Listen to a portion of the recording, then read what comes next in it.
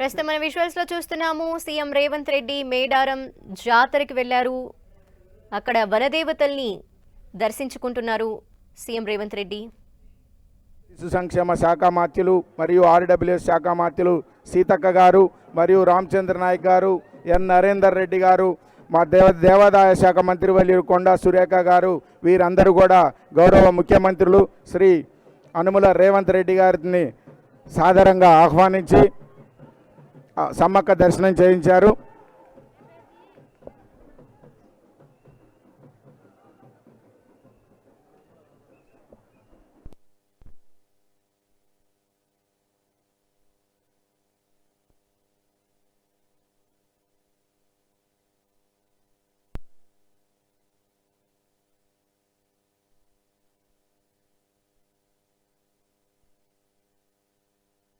మేడారంలో వనదేవతల్ని దర్శించుకున్నారు సీఎం రేవంత్ రెడ్డి. మనం విజువల్స్ లో చూడొచ్చు, ఎత్తు బంగారాన్ని సమర్పిస్తూ పూజా కార్యక్రమాల్లో కూడా పాల్గొన్నారు. ప్రస్తుతం విజువల్స్ లో చూస్తున్నాం సీఎం రేవంత్ రెడ్డి వెంట మంత్రులు సీతక్క, కొండా సురేఖ, అంతేకాకుండా ఇతరత్ర అధికారులు వారంతా ఉన్నారు. వనదేవతల్ని కొద్దిసేపటి క్రితమే సీఎం రేవంత్ రెడ్డి దర్శించుకున్నారు. పూజా కార్యక్రమాలు జరిగాయి. అంతేకాకుండా ఇంకా అక్కడ జరుగుతున్న కార్యక్రమాలన్నీ కూడా చూస్తున్నారు సీఎం రేవంత్ రెడ్డి. మేడారంలో వనదేవతల్ని దర్శించుకున్నారు సీఎం రేవంత్ రెడ్డి. కొద్దిసేపటి క్రితమే ఆయన మేడారంకి చేరుకున్నారు, మొక్కులు తీర్చుకున్నారు సీఎం రేవంత్ రెడ్డి. విజువల్స్ లో చూస్తున్నాం మనం. వెంట మంత్రులు సీతక్క, అంతేకాకుండా మంత్రి కొండా సురేఖ కూడా ఉన్నారు. ముందు నుండి కూడా మేడారం పనులన్నీ కూడా ముందుండి మంత్రి సీతక్క చూసుకుంటూ వస్తున్నారు. ఈరోజు గవర్నర్ తమిళిసై కూడా అక్కడికి వెళ్లారు, మొక్కులు చెల్లించుకున్నారు. అంతేకాకుండా కొద్దిసేపటి క్రితమే సీఎం రేవంత్ రెడ్డి మేడారం వనదేవతల్ని దర్శించుకోవటం, అంతేకాకుండా మొక్కుల్ని కూడా తీర్చుకున్నారు. మేడారంలో భక్తులకి ఎటువంటి అసౌకర్యాలు కలగకుండా అన్ని ఏర్పాట్లు చేశారు.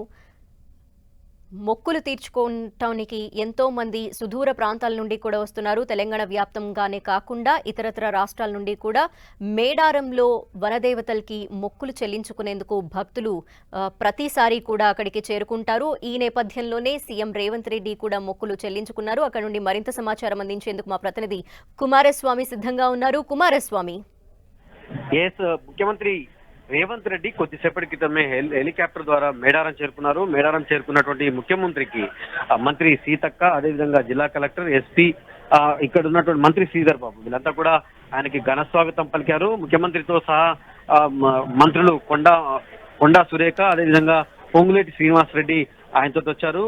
ఆయన టెంపుల్ కు సంబంధించినటువంటి ఆదివాసీ సంప్రదాయాల మేరకు ఆయన డోలి మేళతాళాలతోటి ఆయన రిసీవ్ చేసుకున్నటువంటి ఆదివాసీకి సంబంధించినటువంటి పూజారులు ఆయన మేడారం అమ్మవారి గద్దెలకు తీసుకెళ్లడం అనేది జరిగింది. గద్దెలకు తీసుకెళ్లిన తర్వాత ఆయన ముఖ్యమంత్రిగా పదవి చేపట్టిన తర్వాత తొలిసారిగా మేడారం రావడంతో అమ్మవారికి వనదేవతలైనటువంటి సమ్మక్క, సారలెక్కలకి తనకు సంబంధించినటువంటి మొక్కు చెల్లించుకున్నారు. తను ఎత్తు బెల్లం సమర్పించి ఆ అమ్మకి మొక్కు చెల్లించుకోవడం జరిగింది. ఆ తర్వాత ఆదివాసీ పూజారులు ఆయనను నేరుగా ఆదిపరాశక్తి సమ్మక్కకు సంబంధించినటువంటి గద్దె వద్దకు తీసుకెళ్లడం, అదేవిధంగా సారలమ్మకు అంటే సమ్మక్క ముద్దుల బిడ్డ గారాలపట్టి అయినటువంటి సారలమ్మకు సంబంధించినటువంటి గద్దె వద్దకు తీసుకుపోవడంతో మొక్కులు ఒప్పచెప్పడం అనేది జరిగింది.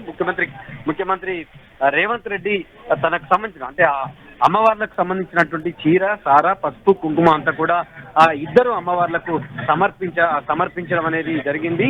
మొత్తం అంటే ముఖ్యమంత్రి రాక సందర్భంగా పోలీసులు భారీ బందోబస్తు నిర్వహించారు. ఐజీ తరుణ్ జోస్ తో సహా ఇక్కడ ఉన్నటువంటి ఎస్పీ, అదేవిధంగా మొత్తం 20 మంది ఎస్పీలు భద్రతా చర్యలను పర్యవేక్షిస్తున్నటువంటి సిచ్యువేషన్ కనిపిస్తుంది. ఇక్కడ ఉన్నటువంటి అంటే ఆయనకు సంబంధించిన ముఖ్యమంత్రి భద్రతను చాలా ప్రతిష్టాత్మకంగా తీసుకున్నటువంటి పోలీసులు ఒకవైపు ఆయనకు ఎక్కడ కూడా భద్రతకు సంబంధించినటువంటి చర్యలు చేపడుతున్నాయి.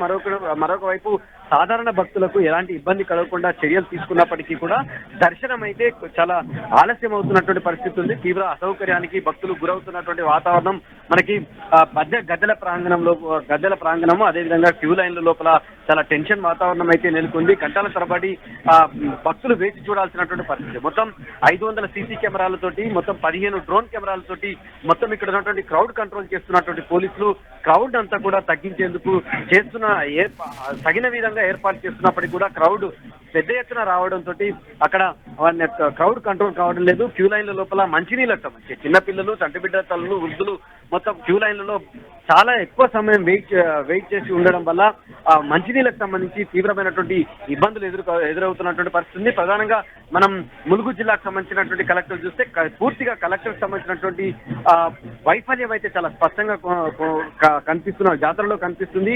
జాతరలో విధులు నిర్వహిస్తున్నటువంటి 78 శాఖలకు సంబంధించినటువంటి అధికారులను మిగతా వాళ్ళను కోఆర్డినేట్ చేయడం లోపల కలెక్టర్ అంత సఫలీకృతులు కాలేదనేటువంటి విమర్శలు భక్తుల నుంచి వ్యక్తం అవుతున్నాయి. కానీ మంత్రి సీతక్క ఎక్కడ కూడా ఆ లోటు కనిపించకుండా ఉండేందుకు ఆమె తగిన జాగ్రత్తలు తీసుకుంటున్నటువంటి సిచ్యువేషన్ ఉంది. ఎప్పటికప్పుడు జాతరలోనే మకాం వేసినటువంటి సీతక్క ఆమె అడుగడుగునా జాతరలో ఉన్నటువంటి ఆదివాసీలను కోఆర్డినేట్ చేయడం, అదేవిధంగా గిరిజనేతరులు పూజారులను వీళ్ళందరినీ కూడా కోఆర్డినేట్ చేయడం అనేటువంటి జరుగుతున్నటువంటి సిచ్యువేషన్ ఉంది.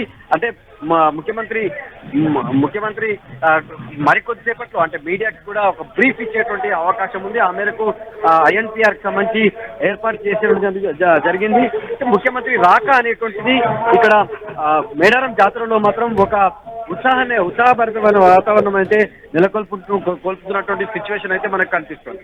అయితే కుమారస్వామి ముఖ్యమంత్రి అక్కడ ఎంతసేపటి వరకు ఉండే అవకాశాలు కనిపిస్తున్నాయి? మొత్తంగా ముఖ్యమంత్రి దాదాపు అరగంట పాటు మేడారం అమ్మల సన్నిధిలో గడిపేటువంటి అవకాశం ఉంది. అక్కడ ఉన్నటువంటి అంటే దేవాదాయ ధర్మాదాయ శాఖకు సంబంధించినటువంటి శాఖ ఆయనకి ముఖ్యమంత్రికి జ్ఞాపిక ఇవ్వడం, అమ్మవారికి సంబంధించినటువంటి బ్రీఫింగ్ ఇవ్వడము, అధికారికంగా అతనికి జ్ఞాపిక ఇచ్చి బహుకరించడం, అదేవిధంగా ఆదివాసీ సంస్కృతి సాంప్రదాయాల మేరకి ముఖ్యమంత్రిని సన్మానించడం, ఆ తర్వాత లంచ్ ఏర్పాట్లు కూడా ఇక్కడ అధికారులు ఐఎన్పిఆర్ సంబంధించిన అధికారులు, దేవాదాయ శాఖ అధికారులు చేశారు. అదేవిధంగా జాతరను విజయవంతం చేయడానికి, సామాన్య భక్తులకి సౌఖ్యమైనటువంటి దర్శనం చేయడానికి అధికారులు మరింత కృషి చేయాల్సినటువంటి అవసరం ఉందని చెప్పి ముఖ్యమంత్రి ఆదేశాలు ఇచ్చేటువంటి అవకాశం. అయితే కుమారస్వామి కొంత ఏర్పాట్లలో లోపాలు కనిపిస్తున్నాయి అంటున్నారు. ఈ నేపథ్యంలో భక్తులు రాక ఎక్కువగా ఉంది, తాకిడి ఎక్కువగా ఉన్న నేపథ్యంలో పరిస్థితులు ఏ విధంగా కనిపిస్తున్నాయి?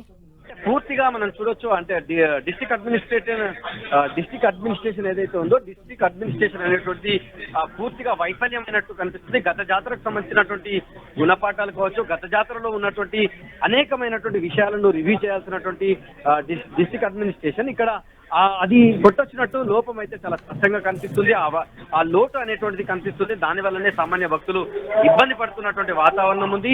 అది రెక్టిఫై చేసేటువంటి అవకాశం కూడా లేదు. ఎందుకంటే క్రౌడ్ అనేటువంటి విపరీతంగా ఉన్నటువంటి పరిస్థితి. సామాన్య భక్తులను దర్శనం కంటే కూడా ఈసారి పోలీసులు పెద్ద ఎత్తున మోహరించడం అనేటువంటిది కూడా జాతరలో ఒక అసౌకర్యంగా మారినటువంటి సిచ్యువేషన్ ఉంది. 14,000 మంది పోలీసులు మోహరించడం అనేటువంటిది ఇది జాతర చరిత్రలోనే చెప్పుకోదగ్గ ఉంటుంది. అంటే పోలీస్ ఫోర్సులు పెంచారు కానీ ఆ స్థాయిలో దర్శనం అనేటువంటిది జరగకపోవడం, పూర్తిగా పోలీసులే తమకు సంబంధించినటువంటి జాతరలో వాళ్ళ కుటుంబాలు వాళ్ళు కొంత పక్షపాత వైఖరిని అవలంబిస్తున్నారనేటువంటి ఒక విమర్శ భక్తుల నుంచి వ్యక్తం కావడం అనేటువంటి జరుగుతుంది. అంటే ఏది ఏమైనప్పటికీ కూడా భక్తులు ఇవన్నీ పట్టించుకోకుండా దర్శనం చేస్తున్నప్పటికీ కూడా క్యూ లైన్లలో చాలాసేపు వెయిట్ చేయాల్సినటువంటి అనివార్య పరిస్థితి ఏర్పడుతుంది. అయితే కుమారస్వామి ఒక పక్క భక్తుల తాకిడి ఎక్కువగా ఉండడం, మరో పక్క ప్రముఖుల రాక కూడా జరుగుతున్న నేపథ్యంలో ఇటువంటి పరిస్థితుల్లో ఏం చేస్తున్నారు అధికారులు? ఎటువంటి సమన్వయం కనిపిస్తోంది? అంటే ఉన్నంతలో ఇప్పటి వరకు ఏ రకంగా సామాన్య భక్తులకు సౌకర్యవంతమైనటువంటి దర్శనం చేయాలనే దాని మీద ఇప్పుడు ఫోకస్ నడుస్తున్నటువంటి పరిస్థితి ఉంది. ఆ మేరకే అధికారులు కొంత కోఆర్డినేట్ చేసుకోవడానికి కోసం ప్రయత్నం చేసినప్పటికీ కూడా వీళ్ళందరినీ అంటే ఒకవైపు మంత్రి సీతక్క చొరవ చూపుతున్నప్పటికీ కూడా కింది స్థాయి అధికార యంత్రాంగం పనిచేయాల్సినటువంటి అవసరం ఉంది.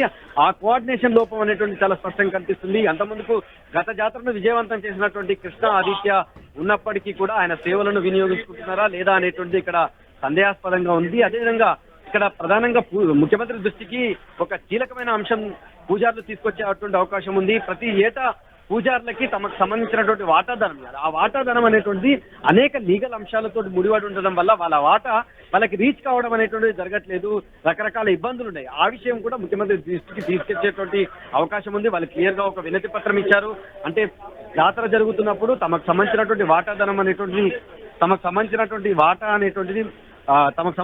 వాటా ఏదైతే ఉందో ఆ వాటా అనేటువంటిది సరైన ఇన్ టైంలో రావడం లేదనేటువంటి విమర్శను గిరిజన పూజారులు వ్యక్తం చేస్తున్నారు. ఖచ్చితంగా అది గవర్నర్ కావచ్చు, రాష్ట్ర ప్రభుత్వము ఒక ఆర్డినెన్స్ జారీ చేస్తే తప్ప, ఆర్డినెన్స్ తీసుకొస్తే తప్ప ఆ వాటాధనం ఆయా పూజారులకు సంబంధించినటువంటి కుటుంబాలకు రీచ్ అయ్యేటువంటి అవకాశం లేదనేటువంటిది పూజార్లో వైపు ఉన్నటువంటి అంశం. దాన్ని రాష్ట్ర ప్రభుత్వం ముఖ్యమంత్రి చొరవ తీసుకోవాలనేటువంటి ఒక విజ్ఞాపన పత్రాన్ని కూడా ఇస్తారు. అంటే ఇది ఇప్పటి వరకు బాహ్య ప్రపంచానికి మేడారం జాతరలో పూజార్లకు సంబంధించినటువంటి వాటాదానం అనేటువంటిది వాళ్ళకి చేరుతుంది అనేటువంటి ఒక అపోహ ఉన్నప్పటికీ కూడా చాలా కీలకమైన అంశం బయటకు వచ్చింది. ఇప్పటి వరకు గత 5-6 జాతరల నుంచి వాళ్ళకి వాటాదానం అనేటువంటిది ప్రాపర్ గా చేరడం లేదనేటువంటి, అది లీగల్ అంశాలతో ముడిపడి ఉండడం అనేటువంటి ఇప్పుడు చాలా కీలకమైన Okay. అంశం.